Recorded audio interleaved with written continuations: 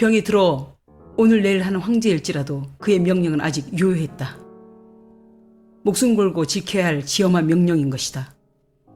현재 콘스탄틴의 황제 페라투스 1세가 즉위한 지 얼마 되지 않은 젊은 날, 자랑스럽던 천년의 제국은 그 영광을 다해가고 있었다. 페라투스의 아버지였던 선왕제 때부터 부패한 관리들은 골칫거리였다. 거기다 방만한 재정 집행이 더해져 천년을 지탱해온 제국이 쇠락해 가는데 가속을 붙였다. 페라투스 1세가 황위에 오르자마자 강력한 카리스마의 호전적인 성향을 가진 그는 무너져가는 제국을 일으켜 세우기 시작했다. 문명을 이끄는 최고의 국제도시 콘스탄티노플의 주인을 주변국에서는 다시 두려워하기 시작했다. 다시 위대한 콘스탄티노플의 시대를 열자. 온 제국, 온 대륙 내 퍼뜨리기 시작했다. 위대한 구호는 제국민에게도 주입되기 시작했다. 21살에 황제의 위에 오른 그는 타락하고 부패한 귀족을 중앙 고위직에서 단번에 잘라내 버림으로써 부패와의 전쟁을 시작한 한편 방만한 재정 집행과 국가적 건축 사업은 멈추어 버렸다. 귀족연합체는 그를 두려워하기 시작했다. 페라투스 1세에 대한 공포에 가까운 두려움은 온 대륙으로 퍼져나갔다. 그는 판단하는 데 있어서 성감처럼 빠르고 적을 치는데 허를 찔렀다. 자신이 공표한 것을 따르지 않는 나라들을 직접 온정에 나서 전두지휘하며 잔인하게 짓밟아 버렸다. 페라투스 1세의 타켓이 된 루소보는 300년의 역사를 뒤로하고 허무하게 사라져버렸다. 루소보의 왕은 온 백성이 지켜보는 가운데 눈이 뽑히는 가혹한 일을 당하고 말았다. 뒤돌아선 나라들에 대한 강력한 경고이자 분복이었다. 감히 콘스탄티노플에 등을 보여? 씹어먹듯 이 사이로 천천히 내뱉으며 황제의 주황빛 눈동자가 악마의 눈처럼 불타고 있었다. 배신자들에게 처절한 응징을 선언한 황제 페라투스. 고통을 배가하는 방법으로 서서히 죽음을 맞게 만들어주는 방법으로 루소보 왕의 눈부터 뽑아버렸다. 눈을 뽑기 전 아들들을 차례차례 칼로 베어 루소보 왕이 보는 앞에서 피를 철철 흘리며 죽어가는 참상을 보게 만들었다. 무릎이 꿇린 채 짐승처럼 울부짖는 루소보의 왕. 그는 두 눈이 뽑힌 채 그의 왕국과 함께 마지막 운명을 다하고 말았다. 페라투스 1세는 두 가지로 단순하게 대응했다. 복종하면 생명과 자유를 허락하고 애교 상대로 일으켜 세웠지만 그렇지 않을 경우에는 피해 대가를 치르게 만들어버렸다. 라트리아도 루소보와 같은 운명이 될 처지에 놓였다. 그러나 무슨 일인지 루소보는 망하고 라트리아는 목숨을 연명할 수 있었다. 지금도 풀리지 않는 의문점 하나. 왜 페라투스 1세가 라트리아를 살렸을까? 14년 전 황제의 명령으로 첫 원정을 나간 20살의 마커스와 14년이란 세월이 흐른 지금 30대의 마커스는 의문을 풀 수 없었다. 라트리아에서 도대체 무슨 일이 있었기에 황제는 원정을 다녀온 후 라트리아의 공주를 황태자비로 삼았을까? 모든 것이 수수께끼였다. 황제의 마음을 알 수 없었다. 콘스탄티노플에는 여러 번의 위기가 있었지만 그럴 때마다 강력한 황제들의 등장으로 다시 강해지기를 반복하는 동안 천년이란 세월이 마치 하루같이 흘렀다. 천년을 이어오면서 수많은 나라들이 흥망성쇠를 하며 나타났다 사라지기를 반복하는 동안 콘스탄티노플은 건재한 듯 싶었다. 페라투스라는 강력한 황제의 등장으로 그렇게 천년의 제국은 다시 부활한 듯 싶었다. 그러나 이번은 달랐다. 다들 망할 것이라고 했다. 어느 곳 하나 정상적인 것이 없었다. 14년 전과 지금의 차이점이라면 그때는 강력한 리더십을 발휘하는 페라투스 황제가 건재했지만 지금은 병들고 노쇠해져 버렸다.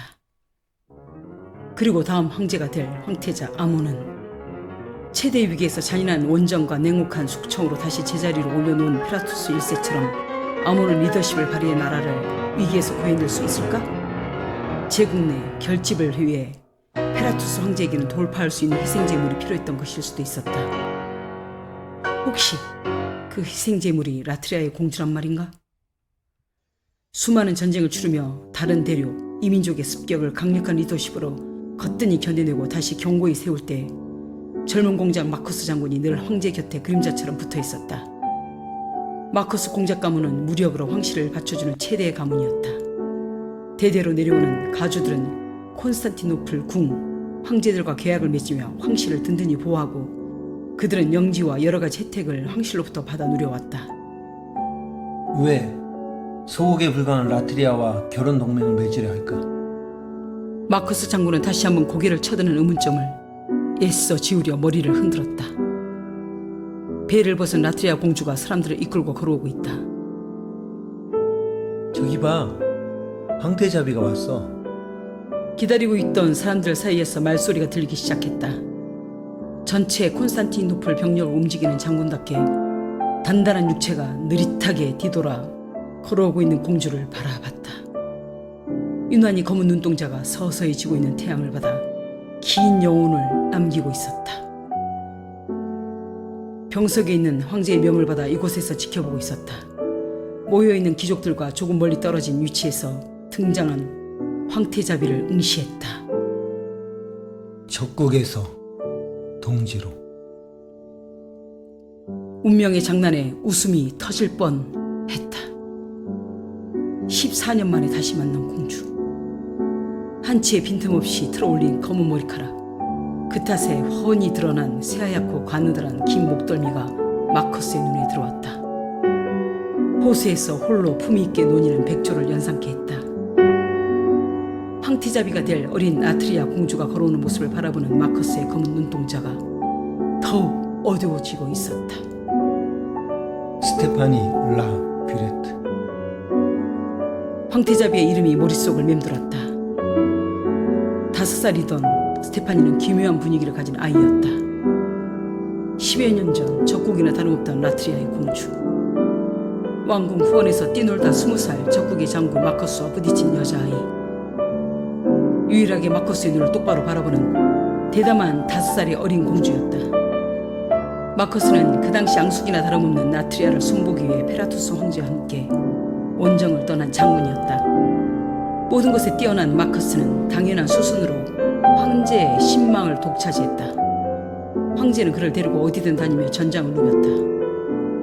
20살 젊은 마커스의 기세는 일반적인 귀족들과는 차원이 달랐다. 황제의 아들이라 칭할 정도로 황제는 그를 끼고 돌았다. 깊은 심해를 닮은 눈은 악마와 내통한다는 무수한 소문을 만들어냈다. 웃음기 없는 속을 알 수 없는 칠흑 같은 어둠에 잠긴 검디 검은 눈동자는 위협적이기까지 했다. 모두가 눈을 마주치길 꺼려했다. 하지만 또 수려한 외모 탓에 콘스탄티노플 내 많은 귀족 가문의 영예들이 그를 제1의 신랑감으로 점짓고 있다는 소문이었다. 그저 그들의 두려움이 빚어내고 창조해낸 하나의 소문일 뿐이지만 마커스는 그들이 마음대로 떠들도록 그저 내버려 두었다. 너무나 당당하게. 그 어떤 왕국의 고위직도 콘스탄티노플이라는 이름 앞에서 주눅들지 않고서는 통과할 수 없었다. 근데 저 라트리아 공주는? 모든 귀족들이 잡아먹을 듯이 지켜보는 가운데 저리도 당당하게 들어오는 19살의 공주라니.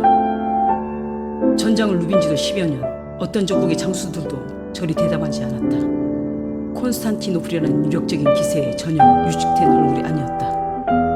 마커스는 스테파니 공주에게서 시선을 떼지 않았다. 공주를 잘 감시해야 해.